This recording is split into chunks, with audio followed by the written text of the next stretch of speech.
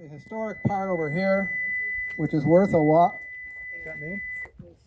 Which is worth a walk if you want to walk uphill. It's beautiful, and because it's a Catholic cemetery, there's a lot of beautiful religious symbols on the headstones.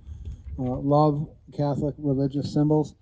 Then this part over here is the newer part that they can mow easily and sell plots in more affordably. They cut the grass. They actually cut the grass. Wow, what a concept! They water it. Sorry to be so facetious. Water it, yeah. No, they don't water. Oh, that's crazy talk. They water that grass to cut. I actually met a volunteer from the Knights of Columbus, which was rummaging out a homeless guy's tent and sleeping bag here last night on my dry run. He said that the church funds a caretaker. The Knights of Columbus do a lot of volunteer work, but the Sacramento Archdiocese is actually interested in taking this over, which is fascinating because we've got two remote, long-lost Catholic cemeteries in the county that they seem to want nothing to do with. One in Grizzly Flats, and the other one St. Michael's in Cameron Park. That they forgot about and lost track of over the years, but are still really cool places to visit. Anyway, I guess they see this as a moneymaker because they can sell slots in the wall. So you've got your full body interments and then also cremains slots over there, cremains being ashes. And they're doing it all well. But the interesting part is the history. Excuse me.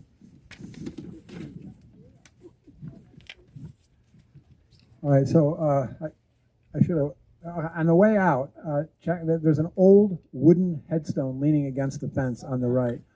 So when I got my first digital camera, I came here at sunset and saw that and got all lit up and should have realized then that I was a taphophile. It's pretty cool, it's still there.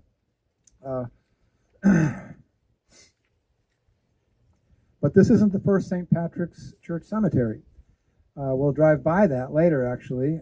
And it was behind, the original cemetery was behind the Catholic Church on Sacramento Street. You guys know where the Catholic Church is? It's on the way to Diamond Springs out of Placerville on the left there. So that's where they had a very historic cemetery. From 1851 to 1952, people were put there. And in '63, they built that activities building there where the bowls thing is held. And a lot of the graves were moved here.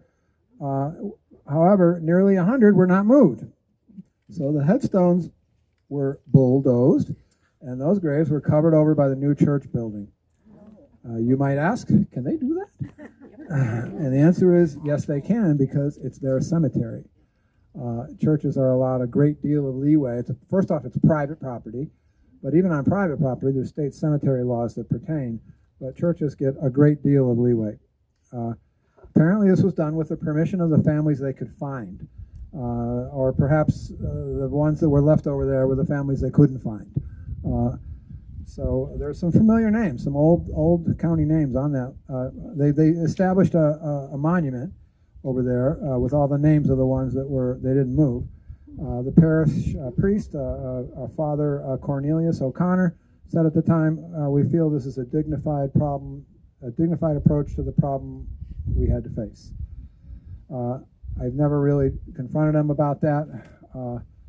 My mentors were so upset about that act that they had great disdain for all this. They weren't anti-Catholic, just pro-cemetery. The church did put up a nice memorial on the east side of the church building over there, commemorating the old cemetery and its parishioners that are still under the ground there. You can see it on the Fisk Street entrance to the church. That's not their first church either. The first record of the Catholic Church in the county dates back to 1850. Father Inglesby from San Francisco traveled on foot through the mining camps. We've heard, lots of the faiths had this. He said Mass in miners' cabins out in the open, ministered to the spiritual needs of the gold seekers, visiting the sick, burying the dead. The first Placerville Mass was held in a log cabin on Union Street in 1852, and a substantial church was erected where the present church stands. Placerville got its first full-time priest that year. That was 52. The 50s and 60s saw a national wave of anti-Catholic bigotry.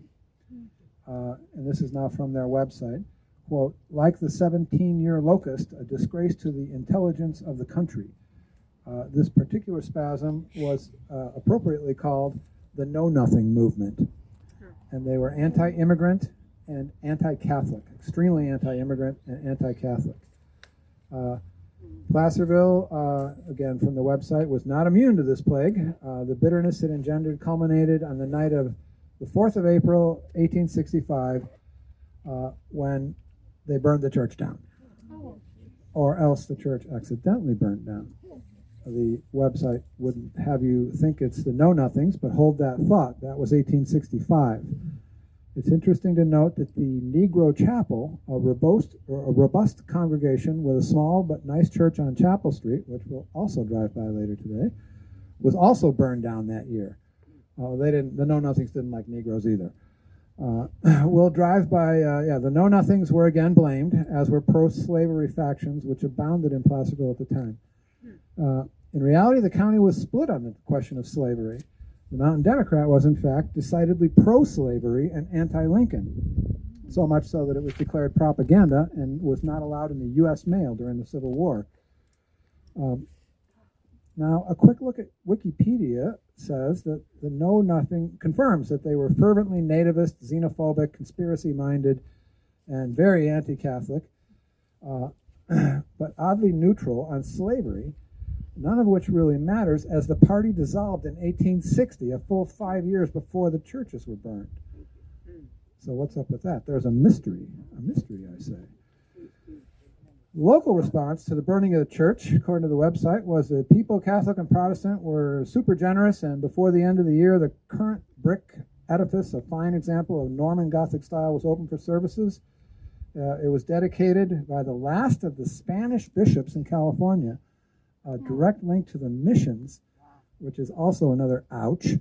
The Catholics have enough problems. Being reminded of the mission abuses is not pretty.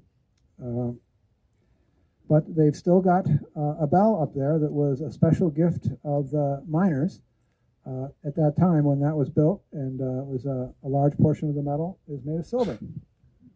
So there you go.